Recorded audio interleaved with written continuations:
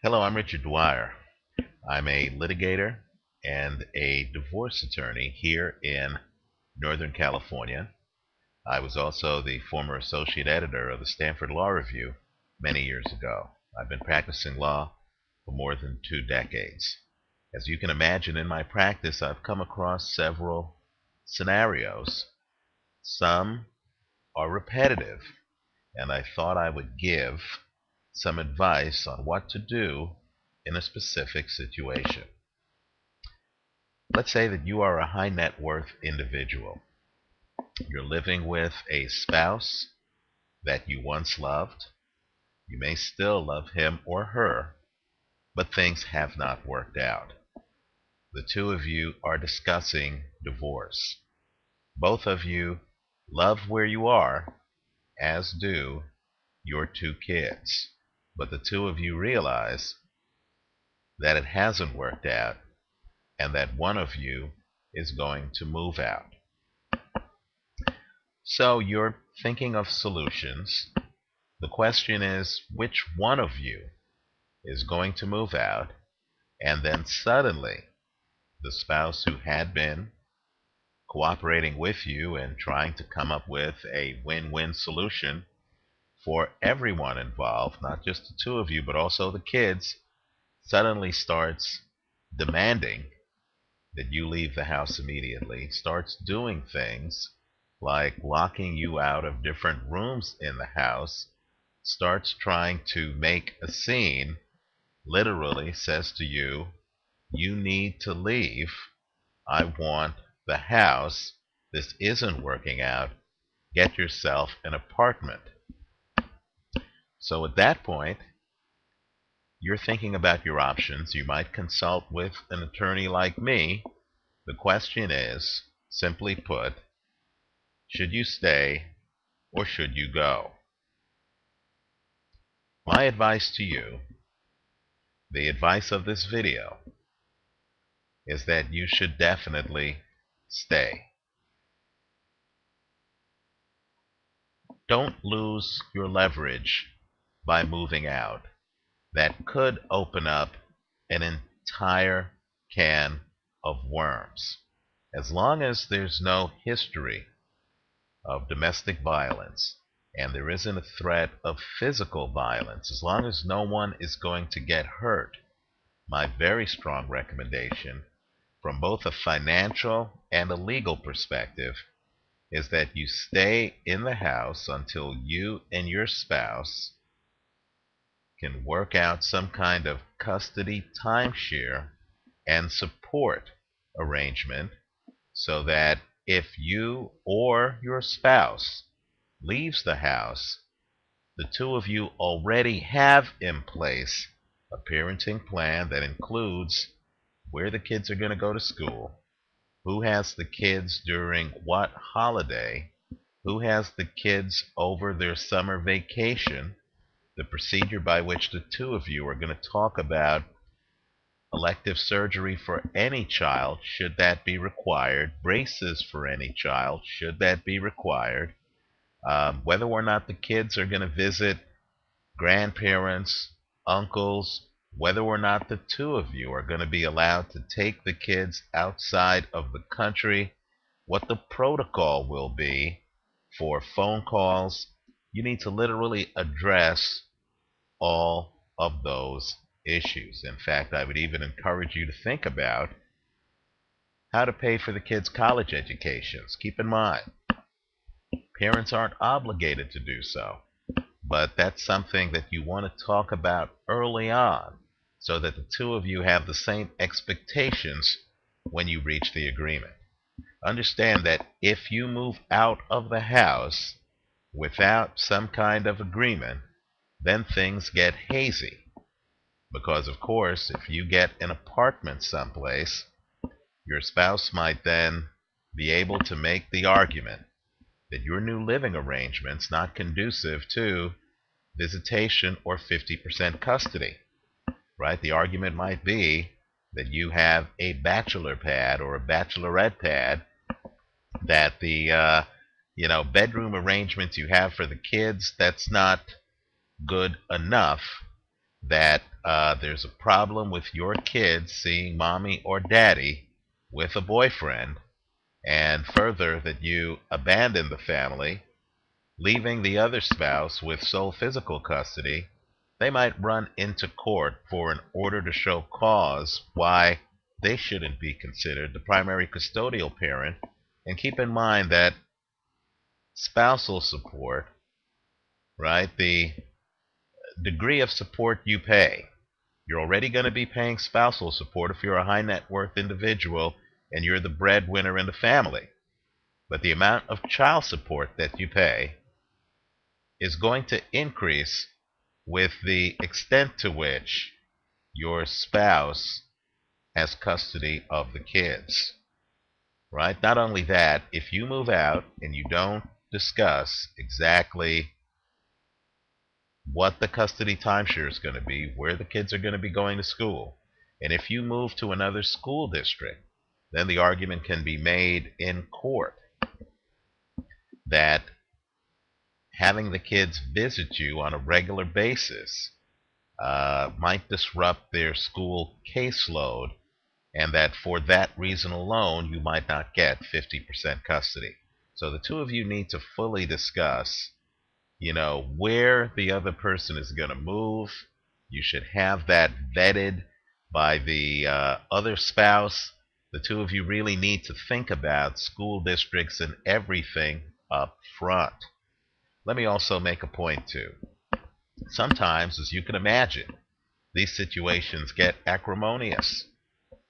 People then start threatening to go to court to get a court order, what's called a dwelling exclusion order, to keep you from going to your own house, right? But understand that in California, it's a very high burden for the person seeking the dwelling exclusion order. Dwelling exclusion orders in California are governed by Family Code Section 6321, and you'll see that to get an order excluding you from your own residence, your spouse would have to show that he or she has a colorable claim of possession. Shouldn't be too hard if that's where the two of you were living, right?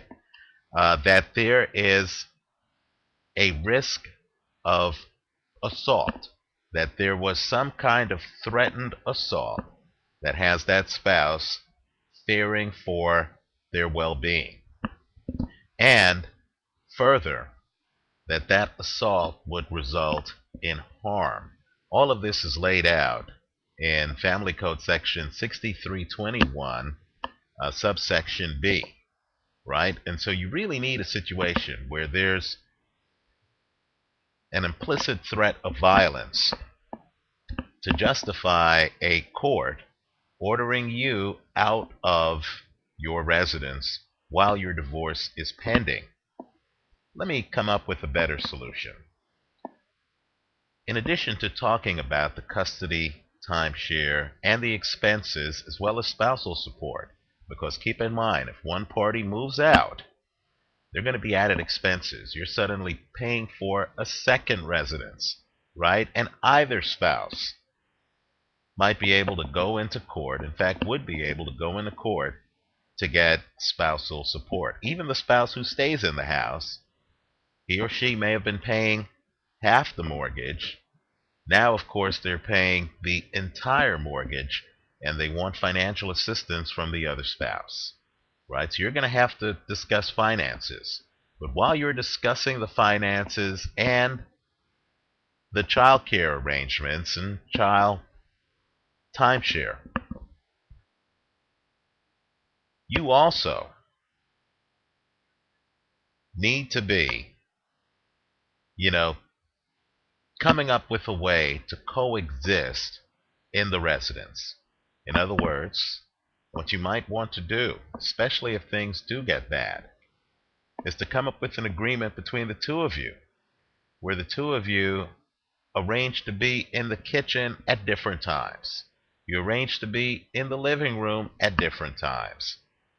You're watching different TVs. If your home only has one TV, you may agree to get a second TV. and split the costs. Right? The bathroom, same type arrangement. The two of you might even come up with a situation where you take showers or baths at different times. And of course, in that agreement, the two of you should agree not to badmouth the other in front of your children. What that will allow you to do, if the two of you can come up with some kind of agreement to coexist while living in the family residence during the divorce, and of course that agreement might include one of you moving to a different bedroom.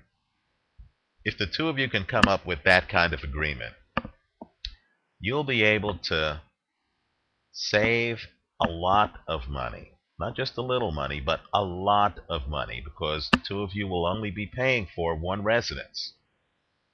Not only that, the two of you will then have the time to fully discuss and negotiate between the two of you, right? Once the lawyers get involved, things get expensive.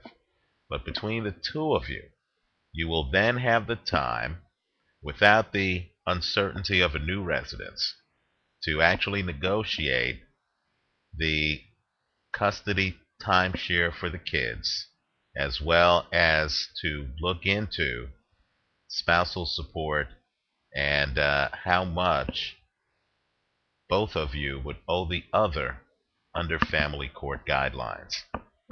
So think it through. To sum up, if things aren't working out for you and your spouse, and you've decided to file for divorce, and let's say that divorce petition may even have already been filed, my advice to both spouses is to stay in the house. Talk things over, not to reconcile if the marriage is truly over, but to literally discuss your property division as well as your child care responsibilities, how you're going to handle that, as well as the future. Good places for the other spouse to live.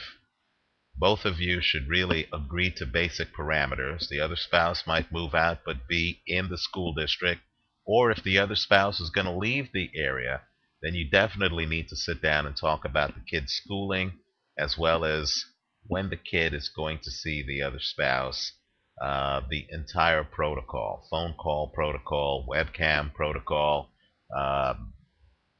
how often the spouse who's not in custody of the kids will be able to call, how you're going to share the names of the kids' teachers, and all of those details. You want to do that without the problem, without the change that would come from forcing someone to move out and then trying to figure out whether their new residence is kid-friendly, how it disrupts the kids' schooling, you know, all of the financial tension that comes with suddenly a new residence being added to your community estate while you're going through a traumatic divorce experience. Call me. Visit me online at richarddwyer.com. That's Richard, DWYER.com. And feel free to call me if you have a situation and you want to talk about it. I'll give you a free phone consultation. I can be reached toll-free at 800-372-9983. Thanks for watching.